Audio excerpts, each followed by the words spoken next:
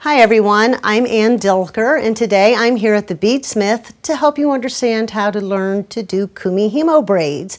This is a jewelry technique that has been catching on quite nicely in the last few years, and it's really simple once you've just walked through the basics of it. So that's what we're here for today.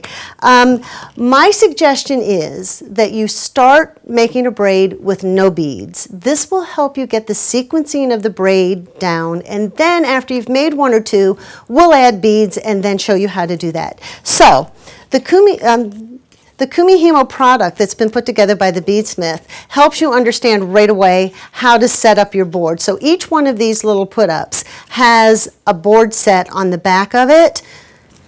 I've already gone ahead and opened one. To begin, we need to set the board. And what I've done is I've taken my 4 cords and folded them in half and tied them together in the center with just a piece of superlon. You can use any thread for that, that would be fine.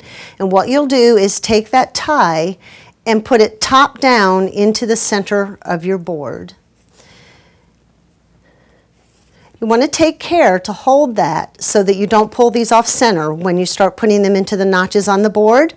And what you'll do is put dot 32 at the top of your board, and these 4 positioning dots are where we're going to put the cords. And we'll put 1 cord on each side of these dots. And what that will do is give us 4 sets of 2 cords. Let me just finish this and I'll show you what that means. So, you now have 4 sets of 2 cords. 1, 2, 3, 4 sets of 2. And in this braid, we can just ignore the numbers because we're always going to be working in sets of 2. And if when you're loading them, some of your cords are crossed, that's okay, don't worry about that. These cords, when they're hanging down, will get tangled, and they will especially get tangled if you have beads on them. So these little bobbins will help us to avoid all of that tanglement. And what you'll do is just wrap each one of these, and you want to take it all the way up to the board because, again, we want them to not tangle. And they just turn inside out. So you just kind of take them and wrap them around. Now these bobbins are available in 3 sizes. This is the smallest of the size, and this is fine when you're working something that's maybe a bracelet length or something that's even a necklace length that doesn't have any beads on it. If you work something bigger, just know that these are available in 2 other sizes that are larger.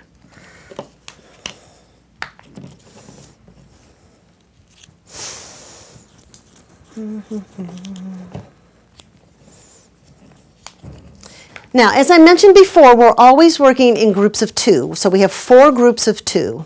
And what we're going to do is start with the set of 2 that's closest to us at the bottom of the board. Take that left one out, straight across the board, and place it to the left of the 2 that are at the top. And that puts 3 at the top now. And since we're working in groups of 2, we have to bring 1 back over. So we'll bring the right one back and keep it on the right. Now notice that we're back to sets of 2, but the top and the bottom are no longer surrounding the dot. And that's okay, that's where we want to be. This braid actually travels around the board.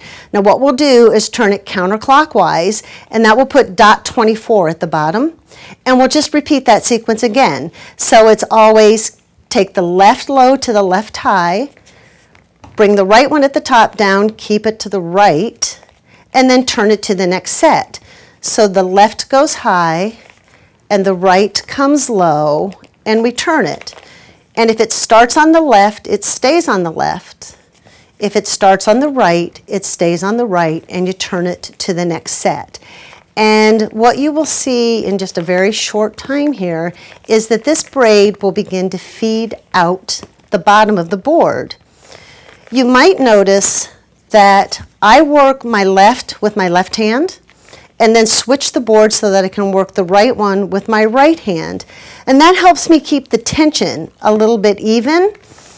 The other thing that it lets me do is use this free hand to kind of hold the braid at the bottom. So that can keep the braid from riding up in the board. And it's real simple for me to just slide my hand under the board when I change from my left to my right hand. So the left stays on the left and the right stays on the right, and I turn it. And the left stays on the left and the right stays on the right, and I just switch my hand on both the bottom and the top of the board. And very, very shortly you will see it just starts to feed out the bottom of the board. Now I have finished a braid here so that we don't have to do all of this. When you come to the end of your braid, what you'll do is just pop it right off here. Just go boom, boom, boom. And then it'll look just like this when it comes off the board. Now this braid as it stands, if you can see, it's kind of tight and a little bit tense. So what you'll want to do is take that end that you started with and hold it and just run your hand down this braid. And what that has done is relax the tension in that braid, and now it's both longer and thinner, and it drapes more nicely. Now to get ready to finish it, all I'm going to do is take these and tie this in an overhand knot. That's just to keep it from unbraiding as I'm working on it. Now if I didn't want to finish it right away, I could just set it aside and come back to it a later day.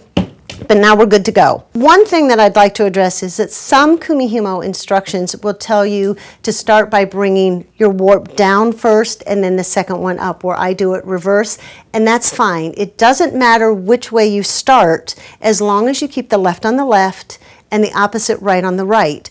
But what will happen if you reverse your hand position is you will get a braid that spirals in the other direction. And once we do an intermediate video, we'll talk about that. But I'd like you to get a close-up of this if you could, so that you can see what happens when you change your hand direction. If you can see these two braids, one has the gray that's spiraling in this direction, and the other one has the gray spiraling in that direction.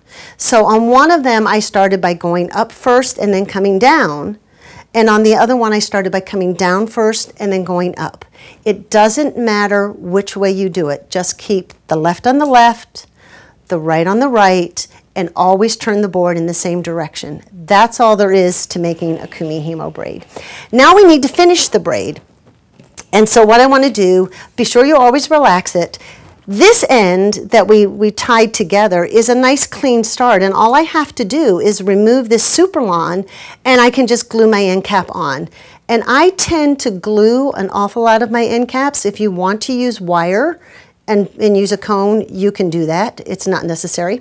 So what you'll do is just get this little piece of nylon or thread out of here and pull that off. And I have here a 6mm end cap.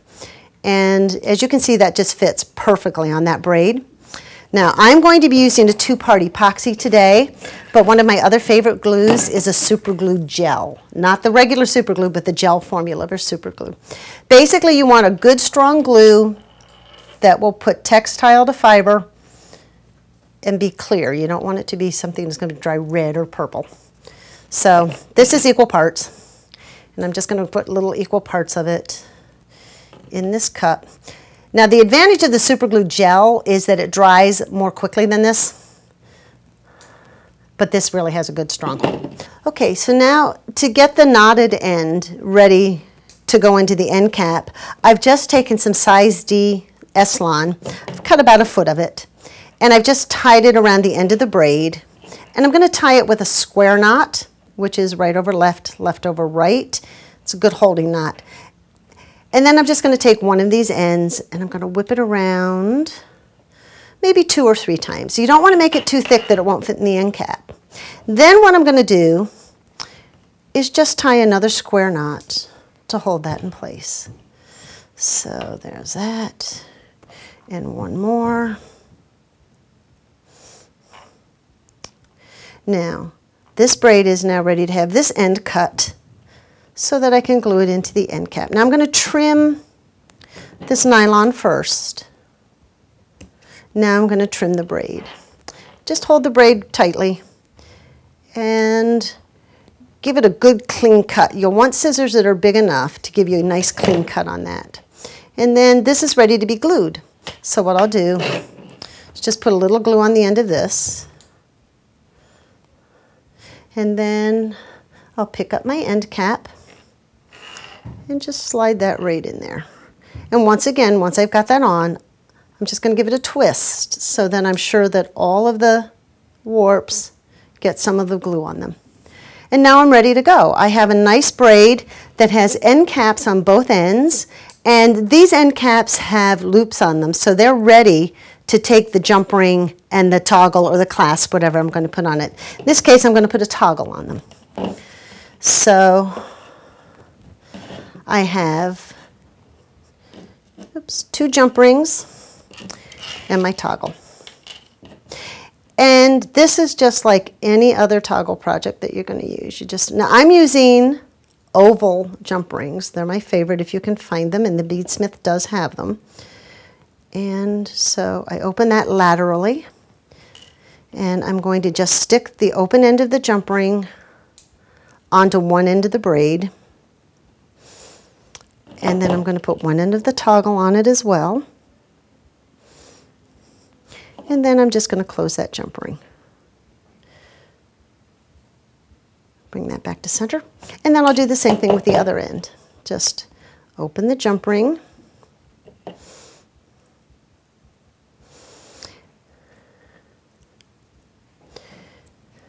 Add the other end of the braid.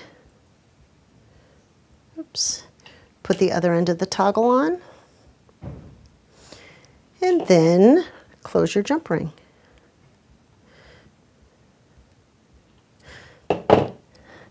And what we have is a necklace length braid that's all finished and ready to go. With this particular braid, I could do a number of things with it. I could slide a pendant onto it. I could take a stone and wire wrap it and put on here.